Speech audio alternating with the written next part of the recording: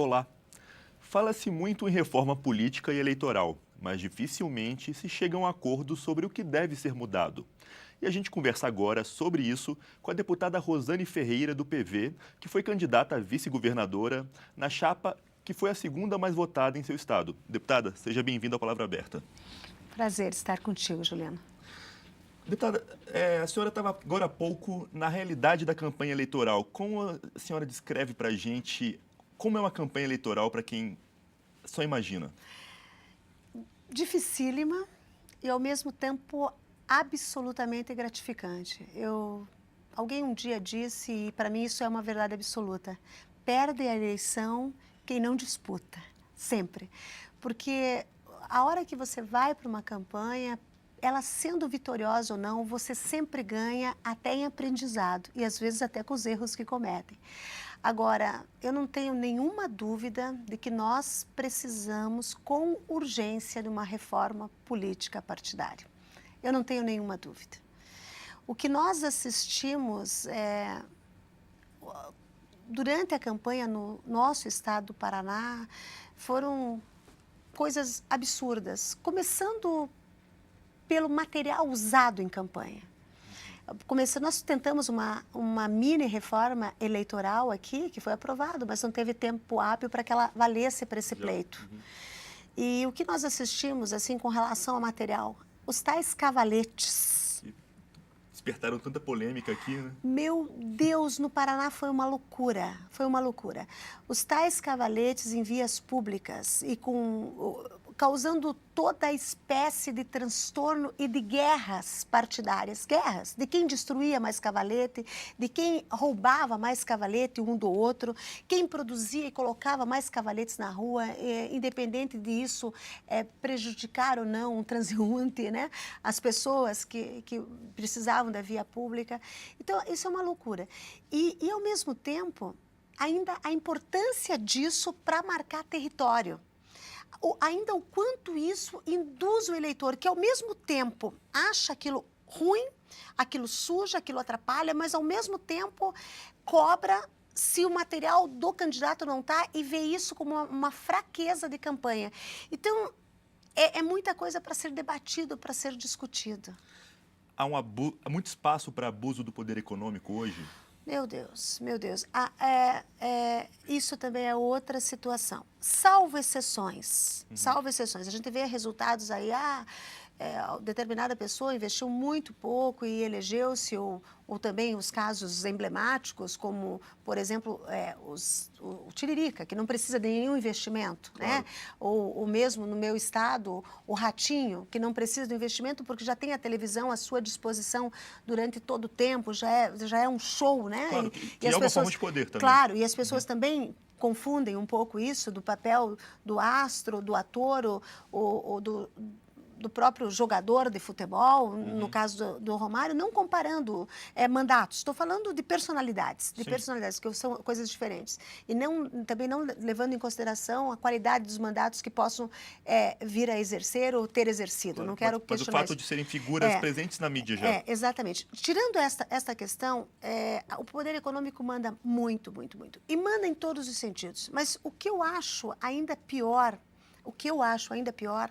são as coligações partidárias, onde você junta 5, 10, 15, 17, 20 partidos do mesmo lado, e isso é determinante para o tempo de rádio e TV, e isso muda o jogo, porque se você tem uma coligação que tem 2 minutos de televisão e você tem uma coligação que tem 8 minutos de TV, a coligação de 2 minutos mal consegue colocar suas propostas, mal consegue colocar.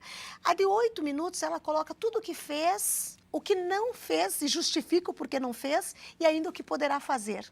Isso tem uma diferença. Claro. A outra questão que as pessoas também não sabem, Juliano, porque fica lá, horário gratuito de televisão. Não é gratuito. Primeiro, não é gratuito. O horário não é gratuito para os brasileiros e todos. Esse ano foram 800 milhões de reais de isenção de impostos para as redes de comunicação. Né?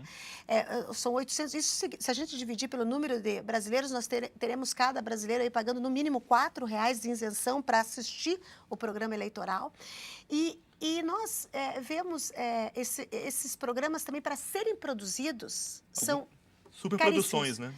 São superproduções e mesmo aquele simples, onde o sujeito nas proporcionais, deputados estaduais e federais, aparecem 8 segundos na televisão e dizem seu nome e o número, mesmo aquela produção, eu vou dar o exemplo do meu estado, nós tínhamos no PV 38 segundos para mostrarmos 100 candidatos.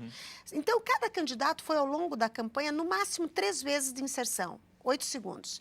A produção do programa custou R$100 mil para o partido, a produção. Fora você enviar para as redes, fora você gravar na mídia certa, isso ainda não computado. Para a pessoa aparecer 8 segundos na televisão e mal dizer o seu nome e o seu número. Então, isso não pode ser desse jeito, as coligações partidárias não podem ser desta forma, onde os estados são loteados pelo tempo de televisão. Nós não podemos ter campanhas tão caras e tão desiguais, E eu não falo do Partido Verde, eu falo dos outros partidos. Nós tivemos aí as campanhas das majoritárias a nível de estado e a nível de governo. Foi parecido, né? Que a gente teve o caso da Marina Silva ou do candidato do seu partido, Eduardo Jorge, que Exatamente. tinham minutos. Minutos. E isso não pode ser dessa forma. Primeiro, eu defendi, durante os 3 anos e meio que estamos aqui nesta casa, quase 4 agora, eu defendi desde o primeiro momento uma reforma política. E, para mim, uma reforma política, ela começa por eleições gerais. Juliano, também não dá para parar o país, eu já falei isso aqui, né, nesse lugar mais de uma vez. Nós não podemos parar o país a cada 2 anos. Se fizer o levantamento do que a Câmara produziu este ano, um desastre. Sim. E o que nós produzimos há 2 anos atrás, nas eleições também de prefeitos, também foi muito ruim. Então, a unificação seria a primeira coisa? Primeira coisa, a unificação. Eleições gerais. Eleições gerais. Nós temos que ter eleições a cada 4 anos, alguns advogam em 5. Eleições gerais. A segunda questão, nós temos que acabar com as coligações proporcionais. As coligações para vereadores, as coligações para deputados, tem que acabar com isso. Porque cada partido tem que se colocar, nós temos 30 e poucos partidos, né? 32 partidos constituídos. Se o partido tiver que lançar candidato, uma chapa completa, ele vai pensar 2 vezes em se constituir como partido. Claro. Ele vai pensar 2 vezes. Mas hoje não, você tem um partido só para somar tempo de televisão, você lança um candidato e aquele candidato é dono do partido, numa coligação que possa elegê-lo e pronto. Isso não discute o país, não discute o programa.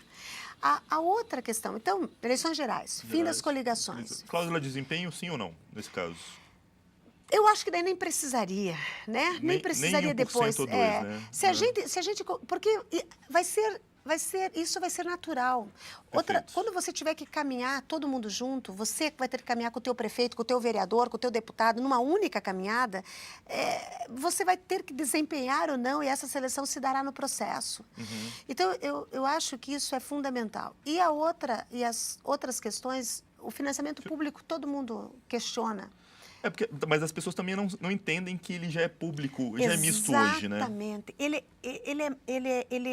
Hoje ele é público, ele é público na isenção dos impostos para a rede, ele é público no financiamento privado, porque as grandes empreiteiras estão aí, toda a margem de discussão feita nesse momento com questões envolvendo atos de corrupção. Elas cobram a conta depois, Cobram a conta por causa do financiamento privado, porque ninguém dá o dinheiro, salvo pai para filho, né, nas oligarquias partidárias que nós temos aí, salvo o pai para filho, ninguém vai chegar, olha, deputada Rosane, está aqui, eu sou da empreiteira tal, eu construí isso, está aqui tantos milhões para sua campanha, porque eu gosto da senhora, porque a senhora é legal. Ninguém faz isso.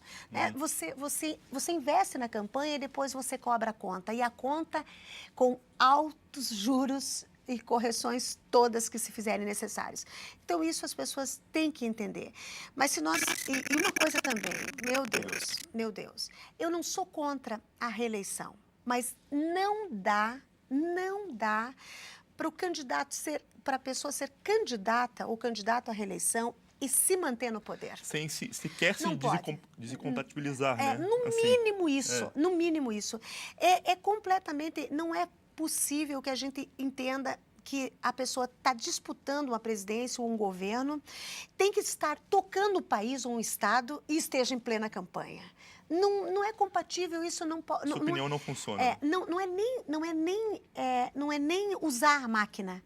É não fazer o que precisa ser feito com a máquina durante 3 meses. É não tocar o país ou o Estado. É não debater, é participar mais ou menos das atividades que têm que ser feitas. E eu vou dar um exemplo muito claro. Nós tivemos agora uma convenção seríssima na ONU, discutindo mudanças climáticas, a questão planetária. E como é que a nossa presidente poderia estar lá, se também tem que estar em campanha e também, sabe? Então isso não funciona, não é certo, não foi ela que fez, mas nós temos que também acertar isso. Então, reeleição, eu não quero para mim. Eu fui deputada estadual, fui deputada federal, não vim à reeleição, não viria, para frente que se anda e eu tenho que dar lugar para outro vir e fazer o que tem que ser feito. Agora, eu respeito quem pensa diferente, eu respeito muito quem pensa diferente. Então, a reeleição no executivo, se for para ser mantida, preferencialmente não deveria, mas se for para ser mantida, que pelo menos seja obrigatório a licença durante o período eleitoral. Pelo menos isso, para que o país e os estados sejam gerenciados no período e, principalmente, para que a máquina pública seja menos utilizada. Tá certo. Obrigado, deputada Rosane Ferreira, do PV do Paraná, pela participação. Obrigada e vamos em frente. E viva a democracia! Viva a democracia! O Palavra Aberta é uma produção da TV e da Rádio Câmara. Você pode acompanhar esta e outras edições do programa no site câmara.noticias.leg.br.